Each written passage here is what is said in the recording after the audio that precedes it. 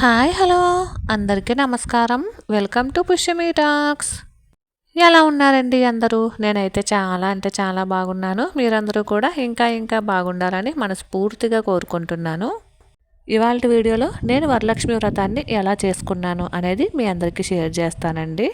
అలానే వరలక్ష్మి వ్రతానికి ఎంత మనీని కూడా ఖర్చు పెట్టాను అనేది కూడా షేర్ చేస్తాను.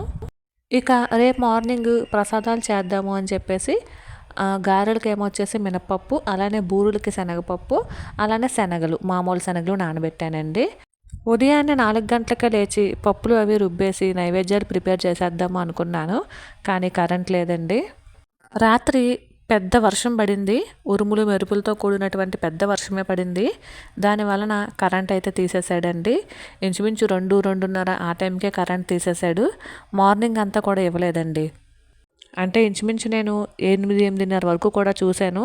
ఇక కరెంట్ రాలేదు అని చెప్పేసి మామూలుగా కరెంట్ రాకముందే నేను మిగిలిన పనులు కూడా చేసేసుకున్నాను. అంటే మామూలు శనగలు ఉడకబెట్టేసి, పులిహోర అది తాలింపు పెట్టేసి, అలానే కొంచెం రైస్ వండుకుని దద్దోజనం తాలింపు పెట్టి, ఈ మామూలు శనగలు కూడా చక్కగా ఉడకబెట్టేసి తాలింపు అయితే వేసేసానండి.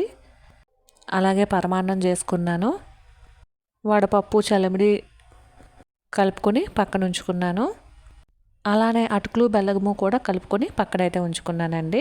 ఇదిగోండి, ఒకవైపు ఏమో పరమాన్నం ఉడుకుతుంది, ఒకవైపు శనగలు, ఇంకొక వైపు ఏమో వచ్చేసి పులిహోరకి రైస్ అయితే పెట్టానమాట. పులిహోరకి రైస్ కూడా ఉడికిపోయిందండి. ఇప్పుడు పులిహోర తాలింపు అయితే వేసేయడమే. నేను ఇక్కడ చింతపండు పులిహోర చేస్తున్నానండి, టెంపుల్ స్టైల్లో. అటుకులు బెల్లంతో కలిపి 5 రకాల ప్రసాదాలు అయితే అయ్యాయండి. సరే చూద్దాము, మొత్తం పూజ దగ్గరికి సర్దుకునే టైంకి ఏమన్నా కరెంట్ వస్తుందేమో చూద్దాము అని చెప్పేసి అనుకుంటున్నాను. ప్రసాదాలు అయితే కంప్లీట్ చేసేసానండి. అలానే పూజ దగ్గర కూడా సర్దేసుకుంటున్నాను. ముందైతే కలశానికి కొబ్బరికాయ అలంకరిందాము అని చెప్పేసి ఒకవైపు శుభ్రంగా పసుపు రాసుకుని కుంకుమతో అయితే బొట్లు పెడతాం కదండి, అలానే అలంకరిస్తున్నాను. పూజ అయితే చాలా సింపుల్గా చేసుకుందాము అని చెప్పేసి అనుకుంటున్నాను. పూజకి పెద్దగా టైం పట్టదు, కానీ ఈ సర్దుకోవడానికే బాగా టైం పట్టేస్తుంది కదా. పసుపు కొమ్ము కట్టడానికి అని చెప్పేసి దారం తీస్తున్నానండి. అలానే పోగు నీళ్ళకి కూడా దారం తీస్తున్నాను. మేము ఈ కలసం చెంబునే అమ్మవారిగా భావిస్తాము. ఒక్కొక్కరిది ఒక్కొక్క సాంప్రదాయం ఉంటుంది కదండి. మేమైతే కలసంలో నీళ్ళే పోస్తామండి. కలసంలో నీళ్లు పోసి పసుపు కుంకుమ, అక్షింతలు, గంధము, 2 పుష్పాలు, నా దగ్గర వెండిది లక్ష్మీ అమ్మవారి కాయిన్ ఉందండి. ఆ కాయిన్ కూడా వేస్తానన్నమాట. అంటే కాయిన్స్ వేస్తారు కదా, రూపాయికైనా 2 రూపాయలకైనా, అలాగా నా దగ్గర వెండిది లక్ష్మీ అమ్మవారి కాయిన్ ఉంది. నేను ఎప్పుడు అదే కాయిన్ వేసుకుంటానండి కలసం లోపల. ఇప్పుడు కూడా అదే కాయిన్ అయితే వేశాను. చాలామంది సెంటు వేస్తూ ఉంటారు. నేనైతే పచ్చకర్పూరం మాత్రమే వేస్తానండి. ముందుగా మామిడాకులు వేసి తర్వాత వాటర్ అది పోసి కలసంలో పసుపు కుంకుమ, గంధం, అక్షింతలు, పువ్వులు, అలానే ఒక కాయిన్, కొంచెం పచ్చకర్పూరము వేసి ఈ అలంకరించుకున్నటువంటి కొబ్బరికాయని అయితే పెట్టేశానండి. ఇప్పుడు గాజులు అయితే సర్దుతున్నాను అనమాట. నేను 3 రకాల గాజులు తెప్పించానండి. పసుపు రంగు, ఎరుపు రంగు, అలానే పచ్చ రంగు. 3 రకాల గాజుల్ని కూడా ఇలా పైన జాకెట్ ముక్క వేసుకున్న తర్వాత పైన అయితే అలంకరిస్తామన్నమాట. మాకు లక్ష్మీ రూపు ఆనవాయితీ లేదండి. వీలుంటే ఎంతో కొంత గోల్డ్ అయితే కొనుక్కుంటాము, కానీ ఇప్పుడైతే కొనలేదు నేను గోల్డ్. ఈ లక్ష్మీదేవి లాకెట్ ఉన్నది చూడండి, ఈ లాకెట్నే మేము అమ్మవారికి ప్రతి సంవత్సరము కూడా, అంటే వరలక్ష్మి వ్రతానికే కాదు, అక్షయ తృతీయకే కాదు, దీపావళికే కాదు, ఏ పండుగకైనా సరే, ఏ పూజకైనా సరే అమ్మవారికి ఈ లాకెట్నే అలంకరిస్తాము. ఈ లాకెట్టు 2 గ్రామ్స్ అండి. పెళ్ళైన తర్వాత 3వ సంవత్సరం దీపావళికి ఈ లాకెట్ అయితే తీసుకున్నాను. అప్పటి నుంచి కూడా ఏ పూజకైనా, ఏ వ్రతానికైనా అమ్మవారికి ఈ లాకెట్ని అలంకరిస్తానన్నమాట. పసుపు దారానికి ఈ లాకెట్ వేసేసి ఇలా అయితే అలంకరించానండి. మా వాళ్ళైతే ఇంట్లో ఉండే గోల్డ్ను కూడా కలశానికి అలంకరిస్తారు. కానీ ప్రస్తుతానికి గోల్డ్ అంతా కూడా అమ్మమ్మ వాళ్ళ ఇంటి దగ్గర కొంచెం, అలానే బ్యాంక్లో ఉంది కాబట్టి నా దగ్గర ఇవే ఉన్నాయి కాబట్టి వీటితోనే అలంకరించానండి. పీఠాన్ని ఏర్పరచుకొని దానిపైన బియ్యపిండితో ముగ్గు అయితే వేసుకుంటున్నాను. ఈరోజు పూజ అయితే దేవుడి గదిలోనే చేసుకుంటున్నానండి. బయట హాల్లోనే కట్ట ఏం పెట్టట్లేదు. అలానే కొన్ని పళ్ళెంలో బియ్యం అయితే పోసి కలశాన్ని ఇప్పుడైతే స్థాపించుకుంటున్నాను. అంటే ఇంకా పూజ చేసుకోవట్లేదండి, అన్నీ సర్దుకుంటున్నాను అనమాట. ముందుగా ఇలా కలశాన్ని అయితే ఏర్పరచుకున్నానండి. ఇక నిదానంగా ఒకటి ఒకటి సర్దుకోవాలి. ఇక ఈ విధంగా దీపాలు కూడా పెట్టుకున్నానండి. దీపాలకు కూడా నిన్నే పసుపు రాసి బొట్లు పెట్టేశాను కదా. ఇప్పుడైతే నా దగ్గర ఉన్నటువంటి పువ్వులతో అమ్మవారిని, అయ్యవారితో పాటు దేవుడి గదిలో ఉన్నటువంటి మిగిలిన ఫోటోలకు కూడా పువ్వులతో అయితే అలంకరిస్తున్నాను. ఈలోపు కనుక కరెంటు వస్తే గారెల పప్పు రుబ్బుదాము అని చెప్పి చూస్తున్నానండి, కానీ కరెంట్ అయితే రాలేదు. మొత్తం మీద ఇలా అయితే అలంకరించుకున్నానండి. ఇంకా దీపారాధన చేయలేదు. ఓన్లీ అలంకరించుకున్న తర్వాత ఎలా ఉంది ఒకసారి చూస్తారని చూపిస్తున్నాను. ఇలా చాలా సింపుల్గా అలంకరించుకున్నాను అనమాట. నా దగ్గర ఉన్నటువంటి వెండి లక్ష్మీదేవి విగ్రహానికి యాలకుల మాల అయితే వేశానండి. అంటే ప్రస్తుతానికి ఇక్కడ పెట్టాను. తరువాత ఇక్కడ టీపై వస్తుందండి. టీపై మీద ఒక క్లాత్ వేసి అప్పుడు టీపై మీద అయితే పెడతానండి. అలానే తోరం పోగునూళ్ళు కూడా కట్టేసుకున్నాను కదా. ఇది అమ్మవారి దగ్గర అయితే ప్రస్తుతానికి ఇలా పెడుతున్నాను. తోర పూజ చేసేటప్పుడు మళ్ళీ కిందకైతే తీస్తాను. అలానే తాంబూలం కూడా సర్దేసుకున్నానండి. నేనైతే రిటర్న్ గిఫ్ట్లు ఎప్పుడూ ఏమీ ఇవ్వలేదండి. పసుపు, కుంకుమ, గాజులు, అలానే తాంబూలము, పువ్వులు, శనగలు, బ్లౌజ్ పీసు, ఇంతేనండి తాంబూలము. ఇక ఇలా మొత్తం సర్దేసుకున్నానండి. నిన్న తీసుకున్నటువంటి డ్రెస్ ఏమో ఇప్పుడు పూజకు వేసుకున్నాను. అలానే అమ్మవారి దగ్గర అయితే నిన్న తీసుకున్నటువంటి చీర అయితే పెట్టానండి. ఆల్రెడీ షార్ట్లో మీకు అప్లోడ్ చేశాను కదా. రాఖీ పౌర్ణమికి ఒక డ్రెస్సు, అలానే అమ్మవారి వ్రతానికి ఒక చీర తీసుకున్నాను అని చెప్పేసి. ఇక రాఖీ పౌర్ణమి రేపే కదండి. పూజ చేసుకున్నప్పుడు డ్రెస్ వేసుకున్నట్టు ఉంటుంది అని చెప్పేసి నేను ఈరోజే డ్రెస్ అయితే వేసేసుకున్నానండి. ముందుగా దీపారాధన అయితే చేసుకుంటున్నాను. నేను ఇక్కడ 5 దీపం కుందులు అయితే పెట్టుకున్నానండి. ఒకటేమో కామాక్షి దీపము, మిగిలిన 4 కూడా మామూలు దీపాలేనండి. అలాగే రోజు రెగ్యులర్గా వెలిగించుకునే దీపాన్ని కూడా వెలిగించుకున్నాను. ముందుగా వినాయకుడి పూజతో అయితే పూజనైతే మొదలుపెట్టానండి. వినాయకుడి పూజ కంప్లీట్ అయిపోయిన తర్వాత అమ్మవారి పూజ కూడా చేసేసుకున్నానండి. కలశాన్నే అమ్మవారిగా భావించి మేమైతే కలశానికి అమ్మవారి పూజ అయితే చేసుకుంటామండి. కాబట్టి కలశానికి ఆల్రెడీ 108 పువ్వులతో నేను లక్ష్మీ అష్టోత్తరం అయితే చదువుకున్నాను. ఆల్రెడీ కలశ పూజ అయితే అయిపోయిందండి. ఇక ఇప్పుడు నేను 108 కాయిన్స్, ఆల్రెడీ మీకు లాస్ట్ వీడియోలో కూడా చెప్పాను కదా, నా దగ్గర 108 కాయిన్స్ ఉన్నాయి అని చెప్పేసి 10 రూపీస్ కాయిన్స్. వాటితో అక్షయ తృతీయకు కానీ, దీపావళికి కానీ, ఇలా అమ్మవారి పూజకు కానీ కంపల్సరీ పూజ చేసుకోవడం అలవాటండి. అంటే ఆ కాయిన్స్ మారవని చెప్పారనమాట అప్పట్లో. ఇక అప్పుడు 100 కాయిన్స్, అలానే ఇంకొక 8 కాయిన్స్ కలిపి 108 కాయిన్స్ కింద 10 రూపాయల కాయిన్స్ని అయితే పూజకే యూజ్ చేస్తున్నాను అనమాట. చెయ్యాలని రూల్ ఏమీ లేదు, కానీ అప్పట్లో ఇంకా అవి మారవు అని చెప్పేసి అన్నారు కాబట్టి భగవంతుడికి అవి ఇత్తడివి కూడా కదండి, చూడడానికి బాగుంటాయి అని చెప్పేసి నేను కాయిన్స్ అప్పటి నుంచి పూజించడం మొదలు పెట్టానండి. ఇక అది అలా కంటిన్యూ అయిపోయింది అంతే. ఇప్పుడైతే మారుతున్నాయండి 10 రూపాయల కాగితాలు, సారీ 10 రూపాయల కాయిన్స్ ఇప్పుడైతే మారుతున్నాయి.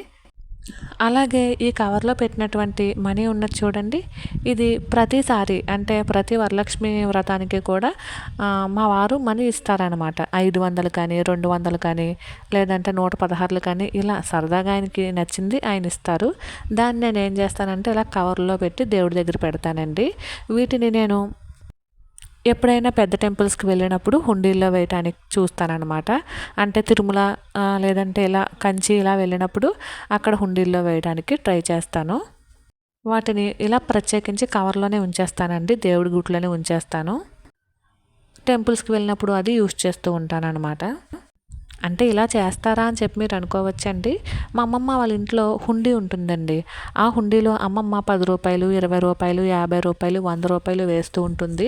తిరుమలకి వెళ్ళినప్పుడు ఆ హుండీలో ఉన్నటువంటి డబ్బుల్ని తిరుమల హుండీలో వేసేస్తుంది అనమాట. ఇక నేనైతే హుండీ పెట్టలేదు, కానీ ఇలా అప్పుడప్పుడు ఇచ్చినటువంటి పూజ చేసుకున్నప్పుడు, ముఖ్యంగా వరలక్ష్మి వ్రతం, అక్షయ తృతీయ ఇలాంటప్పుడు ఇంట్లో పెద్ద పూజ ఏదైనా చేసుకున్నప్పుడు కొంచెం మా వారైతే మనీ ఇస్తారనమాట. ఆ మనీని నేను ఇలాగా దేవుడి దగ్గర ఒక కవర్లో అయితే పెట్టేసి పెడతానండి అంతే. ఇది ఒక నమ్మకము లేదంటే ఆచారము అయితే కాదు. అమ్మమ్మ అలా హుండీ పెట్టి అలా మనీ వేసి దేవుడు హుండీలో వేస్తుంది, అది అలవాటు. ఇంకా అదే అలవాటుని కంటిన్యూ చేస్తున్నాను అనమాట. ఇక్కడ 108 కాయిన్స్తో కూడా 108 అష్టోత్తర శతనామావళి ఉంటుంది కదండి, మళ్ళీ 108 అష్టోత్తర శతనామావళి మళ్ళీ చదువుకుంటున్నాను. నిజానికి ఒకసారి చదువుకుంటే సరిపోతుందండి, కానీ కాయిన్స్తో కూడా నేను అర్చన అనేది చేసుకోవాలి అనుకుంటున్నాను కాబట్టి మళ్ళీ రెండోసారి కూడా చదువుతున్నాను అనమాట. ముందేమో ఆల్రెడీ కలశానికి 108 పువ్వులతో పూజ అయితే చేసేసుకున్నానండి. 108 పువ్వులు, పసుపు, కుంకం, అక్షంతలు, గంధము ఇవన్నీ కూడా ఆల్రెడీ అమ్మవారికి సమర్పించేసుకుని 108 పువ్వులతో అష్టోత్తరం అయితే చేసేసుకున్నాను. తర్వాత 108 కాయిన్స్తో అష్టోత్తరం చేసుకున్నానండి. ఇప్పుడు కుంకుమతో అష్టోత్తరం చేసుకుంటున్నాను అనమాట. ఏమండి, ఇవన్నీ కూడా మన నమ్మకాలేనండి. మనకి నచ్చినట్లు మనకున్నంతలో మనం ఆ భగవంతుడికి చేసుకునే పూజే కాబట్టి నాకు నచ్చినట్టు తోచినట్టు నాకు వచ్చినట్టు ఇలా మంచిగా మనస్ఫూర్తిగా మనసుకి ఆనందం కలిగించేటట్టుగా చాలా సంతోషంగా శ్రద్ధగా ప్రశాంతంగా పూజనైతే చేసుకున్నానండి. కాకపోతే బూర్లు గారెలు వెయ్యలేదు అన్న చిన్న బాధ అయితే ఉంది. కానీ కరెంట్ వస్తే కనుక సాయంత్రం వేసేద్దాము అని చెప్పేసి అనుకుంటున్నాను. ఎలాగో మనం కలశాన్ని రేపు మార్నింగే కదండి హారతి ఇచ్చిన తర్వాత తీస్తాం కాబట్టి ఇవాళ సాయంత్రం కూడా మనము నైవేద్యం అది పెట్టుకోవచ్చు కాబట్టి సాయంత్రం ఒకవేళ మధ్యాహ్నం కానీ కరెంట్ వస్తే సాయంత్రము గారెలు వేసి పెడదాము అని చెప్పేసి అనుకుంటున్నానండి ప్రసాదం కింద. పూజ అంతా కంప్లీట్ అయిపోయిన తర్వాత ధూపదీప నైవేద్యాలతో అమ్మవారికి మంచిగా ఉండాలని మొక్కుకున్నానండి. నేనైతే ఇలా సింపుల్గా అయితే పూజ చేసుకున్నానండి. నేను ఆల్రెడీ ఒక షార్ట్లో వీడియోలోని నేను మీకు చెప్పాను కదా 850 రూపాయలు ఆ పత్రులకి పువ్వులకి అయినాయి అని చెప్పేసి, అలానే 1800 రూపాయలు బట్టలకి అయినవి అని చెప్పేసి మొత్తం 2650 రూపాయలు అయితే అయ్యిందండి. మా వారు నాకు 5000 రూపాయలు ఇచ్చారు. నాకు వచ్చేసి 2650 రూపాయలు అయితే పూజ ఖర్చు అయ్యింది. కానీ పువ్వుల రేట్ అయితే చాలా విపరీతంగా ఉన్నాయండి. అందుకనే కొన్ని పువ్వులే కొనుక్కున్నాను, మిగిలినవన్నీ కూడా ఇంట్లో పువ్వులే. అయినా కొన్ని పువ్వులనే కాదండి, చూడండి అసలు కొన్ని పుష్పాలతో 4 దీపాల వెలుగులో అమ్మవారు ఎంత చక్కగా వెలిగిపోతున్నారో అనిపిస్తూ ఉంటుందండి. నేను పువ్వులు కొనేటప్పుడు అనుకున్నాను, అయ్యో తక్కువ పూలే ఉన్నాయి ఎలాగా ఏంటి అని చెప్పేసి. కానీ వీటితోనే అమ్మవారు చాలా అందంగా కనిపిస్తున్నారండి. చాలా ప్రశాంతంగా మనసుకు హాయిగా అనిపించింది. పూజ అంతా అయ్యేసరికి అమ్మవారిని ఇలా చూసుకునేసరికి చాలా ప్రశాంతంగా అనిపించిందండి. మరి మీరందరూ కూడా వరలక్ష్మి వ్రతాన్ని ఎలా పూజ చేసుకున్నారు అనేది నాకు కూడా సరదాగా కామెంట్ సెక్షన్లో తెలియజేయండి. నేనైతే చాలా సింపుల్గానే చేసుకున్నాను అని చెప్పేసి అనుకుంటున్నాను. ఎటువంటి హంగులు ఆర్భాటాలు జోలికి పోకుండా ప్రశాంతంగా పూజ అయితే చేసుకున్నానండి. మా పూజలో రిటర్న్ గిఫ్ట్లు ఏమీ లేవు, అలానే ఎక్కువ డెకరేషన్ కూడా ఏమీ లేదండి. మీరు గమనించినట్లయితే మీకే అర్థమవుతుంది. సింపుల్గా కలశాన్ని ఏర్పాటు చేసుకున్నాను, ఆ కలశాన్ని డెకరేషన్ చేసుకున్నానండి చిన్నగా, అంతే. ఇక ఇప్పుడైతే తోర పూజ చేసుకుంటున్నానండి. మరి తోరణం కట్టుకోవాలి కదా, తోర పూజ అయితే చేసుకుంటున్నాను. తర్వాత కథ చదివేసుకొని అమ్మవారికి నీరాజనం ఇచ్చుకుంటే పూజ అయితే కంప్లీట్ అయినట్టేనండి.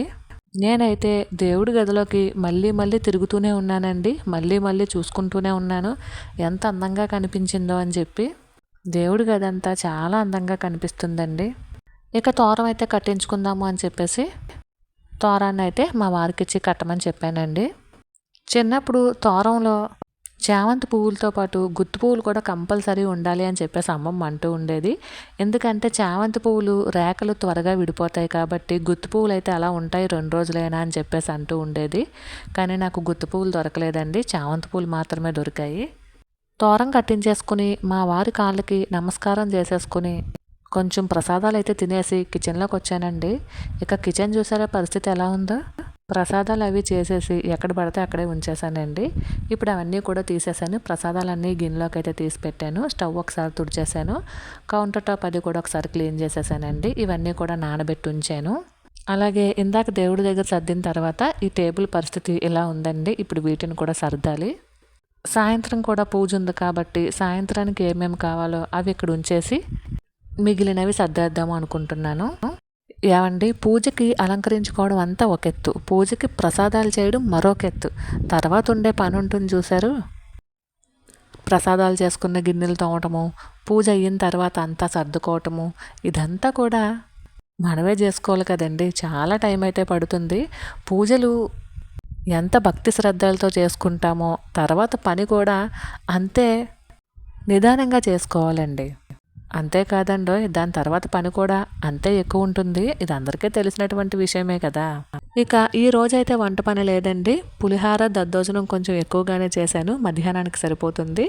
సాయంత్రానికి ఎలానో గారెలు వేద్దాము అని చెప్పేసి అనుకుంటున్నాను కాబట్టి సాయంత్రానికి కూడా ఇబ్బంది లేదండి. అంటే టిఫిన్‌కి ఇబ్బంది లేదండి. ఇక కరెంట్ అయితే వచ్చిందండి. గారెల పప్పు ఒకసారి కడిగేసి వేస్తున్నాను. అంటే కాస్త ఎక్కువ నానింది కదా! గారెల పప్పు ఎక్కువ నానడం వల్ల ఏంటంటే కొంచెం ముక్కుడు స్మెల్ కింద వస్తుంది. దాని వలన ఏంటంటే గారెలు తినేటప్పుడు కూడా అంత బాగోవండి. అందుకని ఏం చేయాలంటే కాస్త సాల్ట్ వేసేసి ఒకసారి కడిగేస్తే కనుక ఆ స్మెల్ అనేది ఉండదు. తర్వాత మనం చక్కగా గారెలు వేసుకోవచ్చు. అంటే పెద్ద ఎక్కువ టైం ఏమీ అవ్వలేదండి. నేను రాత్ర ఆల్మోస్ట్ 12:30 అయిపోయింది పప్పులన్నీ నానబెట్టేసరికి. ఇప్పుడు టైం వచ్చేసి 10 అవుతుందండి. కరెంట్ ఇప్పుడే వచ్చింది. ఇక పూజ చేసుకున్నటువంటి బట్టలు మార్చేసుకొని పప్పు అయితే రుబ్బేస్తున్నాను.